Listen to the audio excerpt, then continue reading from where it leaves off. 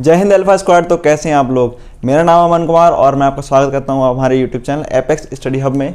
तो इस video lecture में हम चलने वाले हैं एसिड बेस और सॉल्ट के लेक्चर नंबर 3 में, जिसमें हम बात करेंगे कुछ नेचुरल सोर्स ऑफ एसिड, साथ ही हम बात करेंगे एसिड के यूज़ क्या हो सकते हैं। उसके बाद हम बात करेंगे बेस के प्रॉपर्टीज़ की, जो केमिकल प्रॉपर्टीज़ होंगी, ठीक है। इसके बाद हम बात करेंगे पीएच स्केल की। इसके बाद हमारा एसिड और बेस वाला पोर्शन खत्म हो जाएगा। तो चलिए हम शुरू करते हैं। सबसे पहले हम बात करते हैं नेचुरल सोर्स ऑफ एसिड, ठीक है।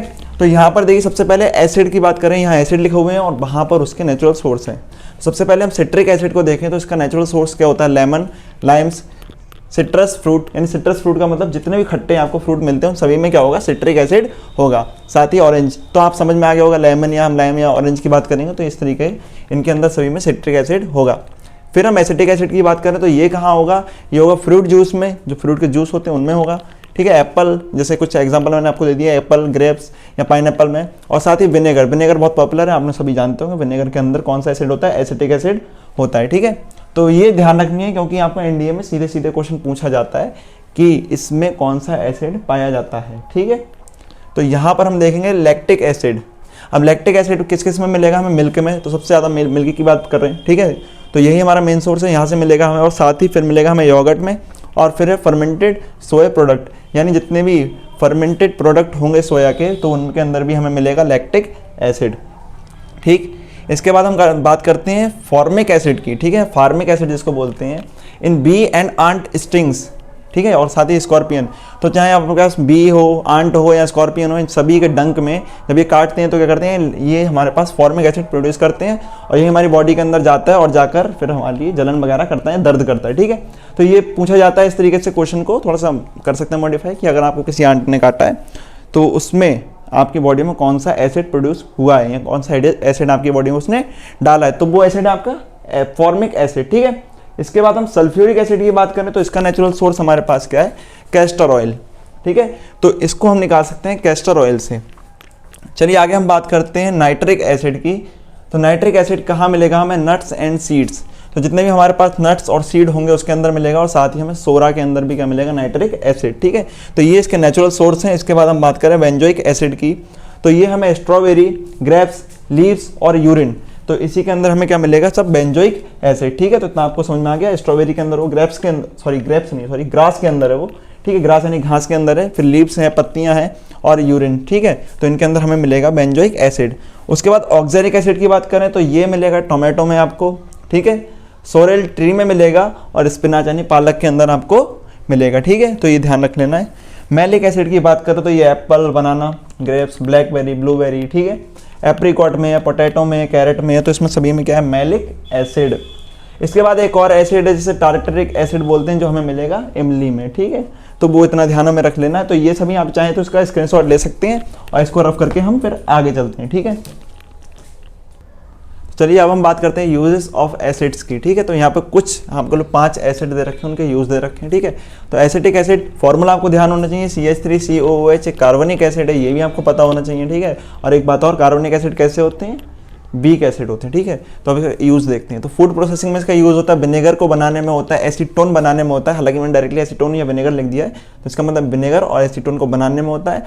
और एज कार्बनिक सॉल्वेंट, यानी कार्बनिक सॉल्वेंट के रूप में भी इसका यूज किया जाता है, ठीक है। तो आपको पता है फूड प्रोसेसिंग, विनेगर, एसीटोन बनाने में या कार्बनिक सॉल्वेंट के फॉर्म में, ठीक है। तो अब हम बात करते हैं बेंजोइक एसिड की, जिसका फॉर्मूला है C6H5COOH, ये भी एक कार्बनिक एसिड है, ठीक है। तो इसका यूज किस में करा जाता है, as food preservatives, perfume, dyes and pH adjuster की रूप में, ठीक है। अभी पीएच एडजस्टर होने की वजह से इसका यूज करा जाता है फूड को प्रिजर्वेटिव्स, यानी फूड के प्रिजर्वेशन के लिए, ठीक है। ताकि जो फूड है लंबे टाइम तक हमको रखने हैं तो उसको क्या करते हैं, ये सुरक्षित रखते हैं, ठीक है। तो सेफ रखते हैं। साथ ही परफ्यूम बनाने में इसको करा जाता है, डाइज के बनाने में भी इसका उपयोग किया जाता है। डाइज आप जानते हैं, रंगने वाले जो भी केमिकल्स या आपको पदार्थ ऐसे मिलेंगे वो होंगे डाइज। इसके बाद हम बात करें हाइड्रोक्लोरिक एसिड की, जिसको HCl, ठीक है। इसका फॉर्मूला है, इसका यूज करा जाता है production of organic and inorganic compound, organic या इनऑर्गेनिक कंपाउंड को बनाने में इसका यूज किया जाता है। Purification of table salt and pH controller, ठीक है। पीएच कंट्रोल के फॉर्म में इसको यूज किया जाता है। पीवीसी यानी पॉलीवाइनल क्लोराइड, यानी जो आप समझते हैं प्लास्टिक की एक फॉर्म होती है दूसरी, उस टाइप का जो होता है पीवीसी प्रोडक्ट्स होते हैं, उनको बनाने में भी इसका यूज किया जाता है। इसके अलावा इसका यूज़ डाइस को बनाने में किया जाता है, ठीक है, टेक्सटाइल इंडस्ट्री में किया जाता है, ठीक। और इसके बाद हम कहें रिफाइनिंग ऑफ शुगर केन यानी केन शुगर, यानी जो केन शुगर होता है उसकी रिफाइनिंग में किया जाता है। क्लीनिंग एजेंट की फॉर्म में यूज़ करा जाता है, ठीक है, चाहे टॉयलेट क्लीनर के फॉर्म में उसमें भी यूज़ करा जाता है और कोल्ड ड्रिंक में भी यूज़ करा जाता है, वो भी आप इसको ध्यान रख सकते हैं। इसके बाद अगर बात करें नाइट्रिक एसिड की HNO3, तो इसका यूज़ करा जाता है production of nitrate, ammonium nitrate बनाने में करते हैं, जो कि ये फर्टिलाइजर, ठीक है। इसके बाद बात करें तो मेकिंग प्लास्टिक बनाने में करते हैं यहाँ, और मेकिंग ऑफ TNT का ट्राई नाइट्रो टाइलिन, और TNT जो है एक वो विस्फोटक, ठीक है, पदार्थ है, तो इसको बनाने में किसका यूज़ करा जाता है HNO3 का, तो इसको TNT का आप ध्यान में रख सकते हैं, ट्राई नाइट्रो टाइलिन, तो इसको बनाने में किसका यूज़ करते हैं हम HNO3 का। इसके अलावा फोटोग्राफी में यूज़ करा जाता है, रॉकेट फ्यूल में यूज़ करा जाता है एक्वा रेजिया भी मैं आपको बताऊंगा कि क्या होता है, ठीक है, तब तक अभी इतना ध्यान रखें, एक्वा रेजिया में करा जाता है। सेम इसका यूज़ भी एक्वा रेजिया में किया जाता है, ये भी ध्यान रखें, इसका और इसका दोनों का यूज़ एक्वा रेजिया में किया जाता है। कैसे बनते हैं अभी आगे चलेंगे, ठीक है। सल्फ्यूरिक एसिड H2SO4, तो इसका यूज़ करा जाता है फर्टिलाइजर बनाने में, चाहे पिगमेंट्स हो, पिगमेंट्स भी वही चीज़ हो गई, रंगने वाले पदार्थ, ठीक है, क्या किसी में कलर डालना हो, ठीक है। डाइस सेम हो गया। ड्रग्स की बात करें यानी मेडिसिन वगैरह में करा जाता है। एक्सप्लोजिव आप समझ गए होंगे, जैसे ये भी एक्सप्लोजिव था TNT, सेम इससे सल्फ्यूरिक एसिड का यूज़ भी कुछ एक्सप्लोजिव बनाने में किया जाता है। उसके बाद डिटर्जेंट तो आप समझते ही हैं, ठीक है, पेट्रोलियम रिफाइनिंग में किया जाता है इसका उपयोग। In organic salt and acid, तो ऑर्गेनिक सॉल्ट और एसिड बनाने में भी इसका यूज़ किया जाता है। तो ये तो सब रहे हमारे पास कुछ जो 5 हमारे मोटे तौर पे जो एसिड है जिनके यूज़ हमसे पूछ लिए जाते हैं डायरेक्टली, ठीक है। तो इनको आप स्क्रीनशॉट ले लें, देख लें। एक्वा रेजिया की बात आगे करता हूँ। तो अब बात करते हैं एक्वा रेजिया की। तो एक्वा रेजिया क्या है, इसको जानना बड़ा इंपॉर्टेंट है, पता है, छोटी सी चीज़ है, इससे क्वेश्चन डायरेक्टली पूछ लेगा, और भी आपसे अलग अलग तरह के क्वेश्चन मिलेंगे जो भी मैं आपसे बात करूँगा, ठीक है। तो सबसे पहले एक्वा रेजिया क्या होता है। एक्वा रेजिया है जब हम HCl, जो कि कैसा हो हमारे पास कंसनट्रेट, अगर हम कंसनट्रेट HCl और कंसनट्रेट HNO3 को, ठीक है, कंसनट्रेट HCl और कंसनट्रेट HNO3 को 3:1 में, ठीक है, अगर 3:1 में अगर इनको मिला दें, यानी ये 3 हो ये 1 हो, इसका मतलब आप ये भी समझ सकते हैं कि इसकी जो वैल्यू है यानी जो इसकी मात्रा है, क्वांटिटी है, वो 75% है और इसकी 25% है। और अगर इसको मिलाकर हम अगर कोई सॉल्यूशन बनाते हैं, ठीक है, अगर कोई हमारे पास सॉल्यूशन मिलता है जिसमें हमें 3 कितनी है, इसमें कह लें हम 75% नहीं 75% कंसनट्रेट HCl है और 25% कंसनट्रेट HNO3 है, तो ऐसा जो हमारा सॉल्यूशन है उसको हम बोलते हैं एक्वा रेजिया। तो एक्वा रेजिया सिंपली हम बोल सकते हैं एक्वा रेजिया क्या है, एक्वा रेजिया है 3HCl रेशियो 3HNO3। पर यहाँ पर एक बात ध्यान रखनी है, कंसनट्रेट कौन सा, दोनों ही है कंसनट्रेट का मतलब आप समझ सकते हैं, कंसनट्रेट का मतलब सीधे आप याद रखें तो गाढ़ा होता है उसका मतलब, ठीक है, यानी ऐसे कंसनट्रेट और डाइल्यूट, उसकी बात मैं आपको पहले बता दूं, कंसनट्रेट का मतलब होता है गाढ़ा, सिंपल सा, लेकिन और क्या कह सकते हैं हम, तो कंसनट्रेट वो हो गया जिसमें जो HCl है यानी जो भी एसिड है या जो भी हम कुछ पदार्थ की हम कोई भी सॉल्यूशन हो उसकी बात करें या कोई भी सब्सटेंस है तो उसकी मात्रा ज़्यादा हो, ठीक है, ज़्यादा मात्रा में हो तो उसे हम बोलेंगे क्या, कंसनट्रेट, और वहीं उसमें कम हो तो उसे हम बोलेंगे डाइल्यूट। जैसे अगर हमारे पास कहीं HCl अगर हम कहें आपको लिखा हुआ 95% HCl, अगर 95% HCl है तो इसका मतलब ये है कि जो HCl का सॉल्यूशन है उसके अंदर 95% तो HCl है और साथ में 5% उसमें क्या है, वाटर, और इसमें आप देख सकते हैं इसकी मात्रा यानी इसकी क्वांटिटी बहुत ज़्यादा है, तो ये क्या होगा, कंसनट्रेट सॉल्यूशन होगा, ठीक है। तो HCl ये कैसा होगा, कंसनट्रेट, तो हमको कंसनट्रेट HCl लेना है और कंसनट्रेट ही HNO3 लेना है, ठीक है। सॉरी यहाँ पर मुझे बंद करना था, तो 3 HCl और 1 HNO3, तो अगर 3:1 के अनुपात में अगर इनको मिला देंगे तो हमें मिलेगा एक्वा रेजिया। तो इसका फ़ायदा क्या है, तो ये एक्वा रेजिया ऐसा होता है जो कि हमारे पास कुछ मेटल ऐसे होते हैं जो रिएक्टिव नहीं होते हैं, जैसे अगर हम बात करें प्लेटिनम की, हम बात करें हमारे पास सोने की, ठीक है, तो यहाँ यानी गोल्ड की, तो ये जो दोनों मेटल हैं, ऐसे कुछ और भी मेटल हैं जो कि नॉन रिएक्टिव होते हैं, आप कह लें बहुत कम रिएक्टिव होते हैं, जल्दी किसी से रिएक्शन करते नहीं हैं।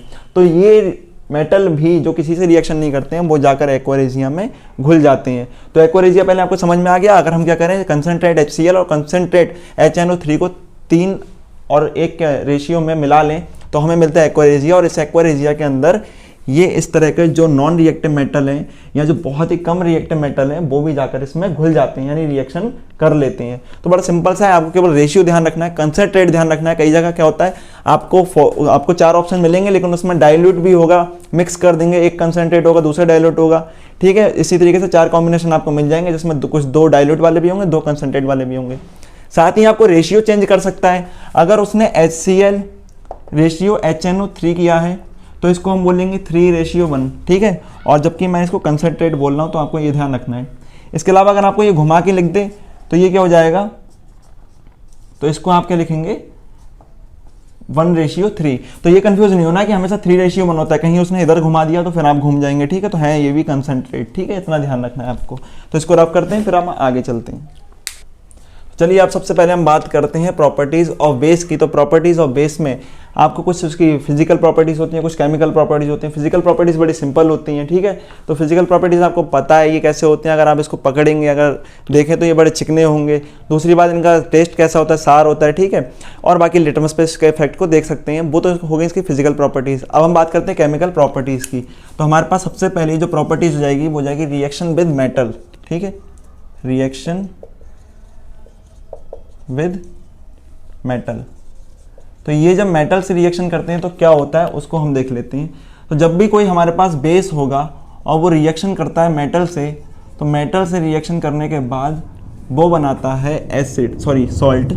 क्या बनाएगा, सॉल्ट। और साथ में हमारे पास हाइड्रोजन गैस निकल जाएगी, ठीक है। हाइड्रोजन गैस निकल जाएगी और हमारे लिए क्या मिलेगा, सॉल्ट। तो जैसे इसके लिए हम अगर एक सिंपल सा रिएक्शन का एग्जांपल लेना चाहें तो वो भी ले सकते हैं। तो चलिए हम एग्जांपल ले लेते हैं। यहाँ पर देखिए, अगर मैं बेस आपको ले लूँ NaOH, ठीक है, और यहाँ मेटल ले लेते हैं जिंक, ठीक है। तो यहाँ पर अगर हम देखें तो हमें मिलेगा क्या, सबसे पहले आप क्या करो ना, सबसे सिंपल चीज़ जो हाइड्रोजन है वो निकाल लेते हैं। तो हाइड्रोजन गैस निकाल दो, उसके बाद रिएक्शन थोड़ी आसान हो जाएगी। तो हाइड्रोजन गैस निकलने के बाद H2 की फॉर्म में निकलेगी, सिंगल H नहीं निकलेगी। इसका मतलब आपको इधर बैलेंस करना होगा। तो इधर बैलेंस करेंगे तो 2 हो जाएगा। तो हमारे लिए यहाँ पर मिलता है Na2ZnO2, ठीक है। इसको बोलते हैं हम सोडियम जिंकेट। हम सेकंड इसकी प्रॉपर्टी पे चलते हैं जिसको हम लिख सकते हैं reaction with acid, reaction with acids. अब आपको सबको पता है कि पीछे हमने पढ़ा था न्यूट्रलाइजेशन रिएक्शन, या हमने पीछे एक प्रॉपर्टीज एसिड में आपने पढ़ ली हो कि एसिड की जब रिएक्शन हम किससे कराते हैं, बेस से। तो एसिड बेस से रिएक्शन करें या बेस एसिड से, देखो काम तो एक ही होना है। क्या होना है, दोनों ही सिचुएशन में हमें मिलना है सॉल्ट और वाटर। तो सिंपल से कोई भी एग्जांपल उठा लो और आप उसको लिख सकते हैं। जैसे कि अगर हम H2SO4 ले लें जो हमारे पास एसिड है, ठीक है, और जब इसकी रिएक्शन हम किसी भी बेस से करा दें, जैसे MgOH का होल ट्वाइस हमारे पास है, ठीक है। तो ये हमारे पास क्या है, बेस। अच्छा, इसको ध्यान रखना, इसको मिल्क ऑफ मैग्नीशिया भी बोलते हैं, तो कोई कंफ्यूज ना हो। मिल्क ऑफ मैग्नीशिया क्या है, MgOH का होल ट्वाइस, ठीक है। जब ये रिएक्शन करेंगे तो क्या होगा, इसके H आयन और इसके OH माइनस आयन मिलकर हमें बना लेंगे H2O, ठीक है। तो यहाँ से देखो 2 H निकलेंगे और यहाँ से 2 H2O निकलेंगे, तो टोटल OH का होल ट्वाइस 2 होंगे। तो यहाँ पर हमारे पास कितना हो, 2 H2O। उसके बाद अगर हम इसको मिलाएं, जो हमारे पास पॉजिटिव आयन है और ये नेगेटिव आयन है, तो हमें मिलेगा MgSO4, ठीक है। तो ये हमारे लिए मिलेगा सॉल्ट और साथ में हमारे पास क्या है, वाटर, ठीक है। तो ये हो गया सॉल्ट और वाटर। अच्छा, इसको मैं इतने डिटेल में इसलिए नहीं बताया क्योंकि मैं पीछे भी बता चुका हूँ, तो पिछला लेक्चर आप जाके देख सकते हैं कि इस तरह से ये दोनों रिएक्शन करके क्या क्या बनाते हैं, ठीक है। इसके अलावा हम बात करते हैं, हमारे पास थर्ड हमारे पास रिएक्शन है, तो reaction with non metallic oxide, ठीक है। अगर नॉन मेटेलिक ऑक्साइड है तो उनके साथ रिएक्शन करके क्या होगा उसको हम देखते हैं। तो आप ध्यान रखना, हमने अभी ऊपर देखा है एसिड और बेस की जब रिएक्शन होती है सॉल्ट और वाटर मिलते हैं, ठीक है, और इसको न्यूट्रलाइजेशन रिएक्शन भी बोलते हैं, तो ये ध्यान रखना। आगे हम क्या करते हैं, अगर उसकी नॉन मेटेलिक ऑक्साइड से रिएक्शन करा दें, जैसे कि हमारे पास एक नॉन मेटेलिक ऑक्साइड CO2 है और इसकी रिएक्शन अगर हम किसी भी बेस के साथ करा देंगे तो देखिए क्या होता है हमारे पास। अब CO2 की आप रिएक्शन करा देते हैं CaOH होल ट्वाइस, ठीक है, ये हमारे पास बेस हो गया। तो आपको मैंने ये क्या हो गया, नॉन मेटेलिक ऑक्साइड हो गया, तो आप इसको लिख सकते हैं, और दूसरा यहाँ बेस हो गया। तो इसको रिएक्शन करने के बाद हमें मिले पास, देखिए हमारे पास नॉन मेटेलिक ऑक्साइड है और CaOH का होल ट्वाइस जो कि हमारे पास क्या है, बेस। इसको सही से लिख देते हैं। तो जब इसकी रिएक्शन होगी तो हमें मिलेगा सॉल्ट और वाटर। तो सॉल्ट और वाटर देखिए क्या क्या मिलेगा। पहला जो हमें सॉल्ट मिलेगा वो मिलेगा Ca, CaCO3, ठीक है, क्या होगा CaCO3। या आप उससे भी अच्छा कर सकते हैं कि पहले आप उसमें से वाटर को अलग कर दें ताकि आपको बचा कुचा जो भी मिलेगा वो सॉल्ट बन जाएगा, ठीक है। तो यहाँ पे Ca यहाँ पर है, ठीक है, यहाँ से OH का होल ट्वाइस है। अब OH के होल ट्वाइस में वाटर को अलग कर दिया तो एक O ऑक्सीजन रह गया, फिर इसके साथ मिलकर वो CO3 मिल जाएगा। हालांकि रिएक्शन पे आप इतना सिर दर्द ना लें, बड़ा सिंपल सा ध्यान रखें। रिएक्शन क्यों बता रहा हूँ वो मैं आपको बता देता हूँ। ये हो गया आपके पास कैल्शियम कार्बोनेट, जो आपके पास क्या है, एक सॉल्ट, और दूसरा हमारे पास वाटर है। तो ये देखिए हमारे पास बेस है, ठीक है, ये सॉल्ट है और ये क्या है, वाटर, ठीक है। और ये हमारे पास क्या है, नॉन मेटेलिक ऑक्साइड। तो अगर इस रिएक्शन से और इस रिएक्शन से इसको कंपेयर किया जाए तो हमें क्या मिलेगा, देखो बेस और बेस, ठीक है, सॉल्ट से सॉल्ट है, भाई वाटर है, तो इससे मतलब हमें निकल रहा है कि जो नॉन मेटेलिक ऑक्साइड है वो यहाँ पर एक एसिड की तरह बिहेव कर रहा है। तो जो नॉन मेटेलिक ऑक्साइड होते हैं उनका नेचर कैसा होता है, एसिडिक होता है। सेम वैसे हमने पीछे बात करी तो हमने वहाँ पर मेटेलिक ऑक्साइड देखे थे, इनका नेचर कैसा होता है, बेसिक होता है, ठीक है, और इनका कैसा होता है, जो नॉन मेटेलिक ऑक्साइड होगा उनका एसिडिक होता है। साथ में आपके लिए कुछ मेटेलिक ऑक्साइड ऐसे भी होते हैं जिनका जो नेचर होता है वो ना तो एसिडिक होता है ना बेसिक, मतलब अलग अलग नहीं होता, दोनों ही नेचर वो शो करते हैं, ठीक है। तो आपको वो भी ध्यान रखना है, जैसे Al2O3 है तो वो आपके लिए बेसिक और एसिडिक दोनों तरह के नेचर को शो करेगा, ठीक है। तो इसके अलावा इसको आप नोट कर सकते हैं, सिंपल सा रिएक्शन आपको याद नहीं रखनी है, ठीक है। आपको ये ध्यान रखना है कि क्या हो रहा है, मतलब बेस जब मेटल के साथ रिएक्शन करेगा तो क्या मिलेगा, ठीक है। आप एक एक रिएक्शन याद रख सकते हैं एग्जांपल के तौर पे, फिर आपको ऐसा होगा कि कुछ अगर आपको दे भी देता है, हालांकि रिएक्शन डायरेक्ट आती नहीं है, तो आप बता देंगे आराम से कि किससे रिएक्ट करने के बाद क्या आपको मिलेगा। इसको रब करने के बाद हम आगे चलते हैं। चलिए, तो ये भी एक प्रॉपर्टी का हिस्सा है, इसकी बात कर लेते हैं। कई बार यहाँ पर कन्फ्यूजन क्रिएट हो जाती है कि क्या है या क्या नहीं है। तो बेस और एल्कलाई, तो यहाँ पर दो टर्म है, एक एल्कलाई क्या आ गया तो उसको समझते हैं। उससे पहले हम बेस समझ लेते हैं। तो बेस हम समझ चुके हैं क्या क्या है, ठीक है। लेकिन हमने बेसिकली जो बेस की डेफिनेशन आर्हीनियस के अकॉर्डिंग पढ़ी थी, तो बेस वो थे जो वाटर में डिजोल्व होने पर OH माइनस आयन दे रहे थे, पर सभी बेस में ऐसा नहीं था। ये लुईस और ब्रोंस्टेड लोरी की कॉन्सेप्ट में हमको पता चल चुका था। तो इसके अलावा इसका मतलब कुछ ऐसे बेस भी हैं जो जब उनको वाटर में डिजोल्व किया जाएगा तो वो आपको OH माइनस आयन नहीं देंगे।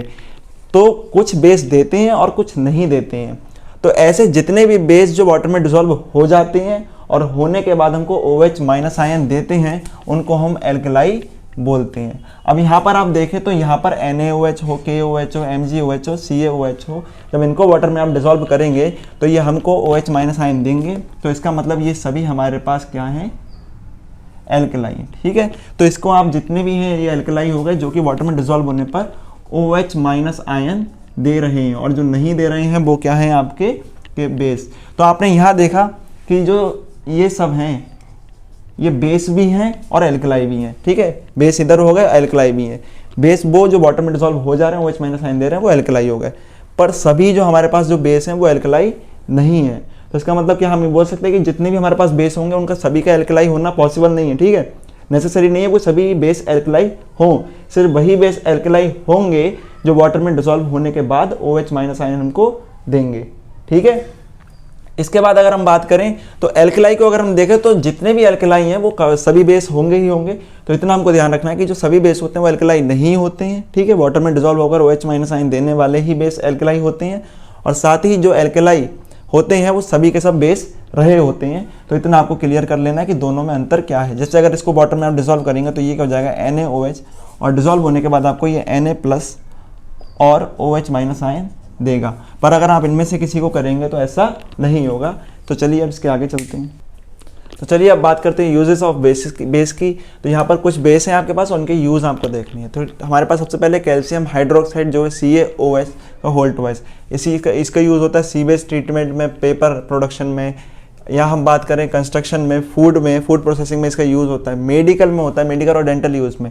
अभी डेंटल यूज़ में जो RCF लिखा है इसका मतलब है रूट कैनाल फिलिंग, ठीक है। तो रूट कैनाल फिलिंग में इसका यूज़ किया जाता है जो है कैल्शियम हाइड्रोक्साइड, ठीक है। तो आपको याद रखना है ये, क्योंकि यहाँ से आपको क्वेश्चन पूछ सकते हैं डायरेक्टली। ब्लीचिंग पाउडर को बनाने में भी इसका यूज़ किया जाता है। ब्लीचिंग पाउडर का फॉर्मूला आपको ना पता हो तो लिख भी सकते हैं आप, क्या, CaOCl2, ठीक है। तो इसको बनाने में भी इसका यूज़ किया जाता है। इसके अलावा हम बात करें MgOH H2O, ठीक है। तो MgOH H2O को हम मिल्क ऑफ मैग्नीशिया भी बोलते हैं, जो मैंने आपको पीछे बताया। अब मिल्क ऑफ मैग्नीशिया का यूज़ एंटासिड के रूप में होता है, ठीक है। अब एंटासिड क्या होते हैं, जब आपके पेट में एसिडिटी होती है तो उसको कम करने के लिए, ख़त्म करने के लिए इसका यूज़ किया जाता है, और शुगर इंडस्ट्री में भी इसका यूज़ होता है। इसके अलावा हम बात करें NaOH के H2O, तो इसका यूज़ होता है production of soaps, rayon, paper production, ठीक, सॉरी पेपर प्रोडक्ट्स में, ठीक है। तो पेपर प्रोडक्ट्स हैं ये, उसमें किया जाता है, डाइज में किया जाता है इसका, और साथ में इसको पेट्रोलियम प्रोडक्ट्स में किया जाता है, ऑक्साइड कोटिंग में होता है, इलेक्ट्रोप्लेटिंग में होता है, और इलेक्ट्रोलाइटिक एक्सट्रैक्शन में भी इसका यूज़ होता है। तो इलेक्ट्रोप्लेटिंग आपको पता होनी चाहिए क्या होता है। जब किसी मेटल के ऊपर किसी दूसरे मेटल की प्लेटिंग वगैरह करते हैं उसे बोलते हैं इलेक्ट्रोप्लेटिंग, ठीक है। इसके अलावा हम बात करें KOH, ठीक है। तो KOH जो कि हमारे पास पोटेशियम हाइड्रोक्साइड है, इसका यूज़ हम करते हैं। यहाँ पर एक मिनट, यहाँ पर NaOH का H2O लिख दिया है गलती से, NaOH, ठीक है। यहाँ हम बात करें KOH, तो KOH का यूज़ सोप बनाने में करा जाता है, सेम इसका भी सोप बनाने में होता है, लेकिन इन दोनों में आपको याद रखना है, इसका जो सोप होता है वो सॉफ्ट होते हैं, और ये कैसे होता है, हार्ड सोप होते हैं, ठीक है। तो आपको ये भी पूछा जाता है सॉफ्ट सोप बनाने में किससे किया जाता है, तो आप ये ना करें कि आप इसको भी लिख दें, ठीक है। हालांकि ये सोपिफिकेशन जब हम आगे पढ़ेंगे तो उसमें भी क्लियर हो जाएगा। फिर शैम्पू को बनाने में किया जाता है, KOH का यूज़ ग्लास मैन्युफैक्चरिंग में होता है, शेविंग क्रीम को बनाने में किया जाता है। तो ये तो सब यूज़ रहे हमारे पास बेस के। तो चलिए अब बात करते हैं pH स्केल की। तो pH स्केल पे हम डिनोट करते हैं किसी भी सब्सटेंस के एसिडिक या बेसिक होने को, ठीक है। तो इससे क्या होता है कि ये स्केल बनाया था सबसे पहले सोरेनसन नाम के एक साइंटिस्ट ने। उनने इसलिए बनाया था ताकि हम किसी भी सब्सटेंस के अंदर उसके बेसिक या एसिडिक नेचर को हमें पता करना है, तो हम कैसे पता कर सकते हैं, उसमें हाइड्रोजन आयन का जो कंसंट्रेशन है उसके मोलर कंसंट्रेशन को अगर हम पता चल जाए तो हम ये बता सकते हैं कि वो एसिडिक है या बेसिक है। तो सबसे पहले हम समझते हैं कि यहाँ पर pH कैसे हुआ। तो pH में P का जो मतलब है और H कैपिटल है। यहाँ पे H हमें जो लिया गया है वो हाइड्रोजन से लिया गया है, ठीक है। आपको ध्यान रखना है क्या है, हाइड्रोजन, और यहाँ P का मतलब होता है पोटेंस, ठीक है। यानी हम सिंपल अगर पोटेंस को अगर हम इंग्लिश में ट्रांसलेट करेंगे तो इसका मतलब होता है पावर। तो यहाँ क्या है, पावर ऑफ हाइड्रोजन, या आप बोल सकते हैं पावर ऑफ हाइड्रोजन आयन। तो यहाँ पर pH को लिखने का एक तरीका भी होता है, P स्मॉल होता है और H कैपिटल होता है, ठीक है। तो इतना आपको ध्यान रखना है। इसके अलावा हम बात करें तो pH स्केल क्या करता है, ये नापता है कंसंट्रेशन ऑफ, देखिए कंसंट्रेशन ऑफ हाइड्रोजन आयन, ठीक है। हमारे पास अगर कोई भी सब्सटेंस है तो उसके अंदर हाइड्रोजन आयन का कंसंट्रेशन कितना है ये बताता है pH स्केल। अब देखिए मोलर कंसंट्रेशन होता है, उसको हम किस तरह से लिखते हैं। तो जो हमारे पास कंसंट्रेशन दी होगी क्वेश्चन में, तो वो हमको दी होगी 10 की पावर की फॉर्म में। कैसे 10 की पावर होगी, वो भी नेगेटिव पावर होगी, ठीक है। तो अगर हमें किसी की 10 की पावर की फॉर्म में दे रखा है, मान लीजिए यहाँ पर x दिया है, तो यहाँ पर जो x होगा, अगर ये हाइड्रोजन आयन का कंसंट्रेशन है, तो हाइड्रोजन आयन का कंसंट्रेशन को हम पहले देखिए, इसको एक बड़े ब्रैकेट में हमको लगाना है। अब इसका मतलब क्या होता है, इस स्क्वायर ब्रैकेट का मतलब होता है मोलर कंसंट्रेशन, ठीक है, या इसको एक्टिव मास भी बोलते हैं। तो आपको इसको इस तरीके से दे रखा होगा 1 multiplied by 10 to the power minus x, ठीक है। आपको x कुछ नंबर होगा, ठीक। तो आपको इसमें आपको निकालना है कि उसका pH वैल्यू कितना होगा। अगर आपको कंसंट्रेशन इस तरह से दे रखी है, तो इस तरह से देने पर जो भी पावर होती है 10 की, वही हमारी होती है pH वैल्यू, ठीक है। जो पावर होती है 10 की वो होती है हमारी pH वैल्यू, ठीक। तो यहाँ से हमको क्या मिल गई, pH वैल्यू। तो डायरेक्ट आपको बोल सकते हैं कि pH वैल्यू क्या होगी। अगर आपको जो भी इस तरह से पावर की फॉर्म में दे रखा है, तो जो पावर होगी वो आपकी pH वैल्यू होगी। तो सोरेनसन ने जो स्केल बनाया था pH वैल्यू के लिए, वो था 1 से शुरू करके, जो हमारे पास pH स्केल था वो 1 से लेकर शुरू था, ठीक है। तो यहाँ से शुरू था, और यहाँ आप कह सकते हैं 0 से शुरू था और ये 14 तक था, ठीक है। सॉरी मैंने 1 बोल दिया था, 0 से शुरू और 14 तक है, और फिर 7 है। तो यहाँ पर जितने भी हमको मिलेंगे 7 से 0 के बीच में, ये सभी होंगे एसिडिक, ठीक है। और 7 से जो बड़े होंगे और जो 14 तक होंगे वो होंगे बेसिक, ठीक है। और इसके अलावा अगर हम बात करें 7 की, तो 7 हमारे पास जो है वो होगा सॉल्ट, या जिसको हम बोल सकते हैं न्यूट्रल, क्योंकि सॉल्ट में ना तो एसिडिक होता है ना बेसिक होता है, इसको हम न्यूट्रल बोल सकते हैं, ठीक है। तो आपको इतना ध्यान रखना है। तो आपको अगर किसी का pH वैल्यू निकालना है तो डायरेक्ट आपको दिया होगा। जैसे मैं आपको एग्जांपल दूं, हमारे पास अगर मान लीजिए किसी ने कहा कि HCl के अंदर, HCl का कोई एक सॉल्यूशन है जिसमें हाइड्रोजन आयन का जो कंसंट्रेशन है वो 1 into multiplied by 10 to the power -3 है, ठीक है। अब यहाँ पर इसकी pH वैल्यू पूछी तो हम इसका डायरेक्ट pH बता देंगे कितना होगा, वो 3। यहाँ माइनस के साइन से हमको कुछ लेना देना नहीं है, ठीक है। सिंपली हम इससे इसको कंपेयर कर लें तो माइनस के साइन को आपको छोड़ना पड़ेगा, और pH से pH जब कंपेयर हो जाएगा तो आपको यहाँ मिल गया। पर यहाँ पर आपको दूसरी बात और याद रखनी है कि जो हमारे पास वाटर होता है, तो मैं यहाँ लिख देता हूँ आयनिक प्रोडक्ट ऑफ वाटर। ठीक है, तो वाटर का आयनिक प्रोडक्ट कितना होता है पहले हम वो समझ लेते हैं। तो वाटर का जो फॉर्मूला है वो H2O है।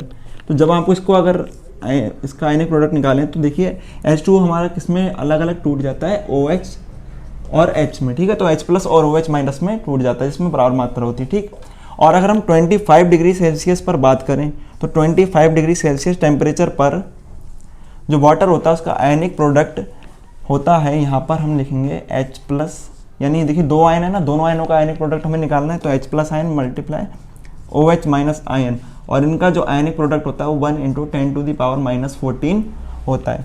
ठीक है, कितना होता है, 1 × 10⁻⁻14 होता है। और साथ ही अगर हम जल के वाटर के अंदर हम बात करें, यानी जल या वाटर हम बोल दें, तो वाटर के अंदर सिर्फ हाइड्रोजन आयनों के कंसंट्रेशन की बात करें तो वो कितना होता है, वो होता है 1 × 10⁻⁻7। सेम OH माइनस आयन कितने होंगे वो आप देख के समझ ही गए होंगे कि ये भी सेम इतने ही 1 × 10⁻⁻7 होंगे। और इन दोनों का आयनिक प्रोडक्ट निकालेंगे तो 1 × 10⁻⁻14 निकलेगा। ठीक है, इसके अलावा हम बात करें, क्यों बताया मैंने ये, क्योंकि यहाँ पर हमें समझना है कि दोनों का जो प्रोडक्ट होता है वो कितना होता है, -14। ठीक है, तो यहाँ पर अगर हम बात करें pH, एक तो pH वैल्यू हो गई, एक दूसरी वैल्यू हो सकती है वो होती है POH। ठीक है, क्या होती है, POH। तो ये है पावर ऑफ हाइड्रोजन आयन और ये है पावर ऑफ हाइड्रोक्साइड आयन। अगर किसी सॉल्यूशन की अगर हम बात करें तो उसके अंदर दोनों की जो वैल्यू होगी वो 14 होगी। ठीक है, कितनी होगी, 14।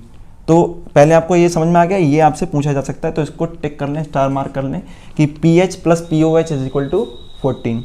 सेकेंड हम देखते हैं क्या, कि हमारे पास अगर हमें दिया है H plus ion into OH minus ion.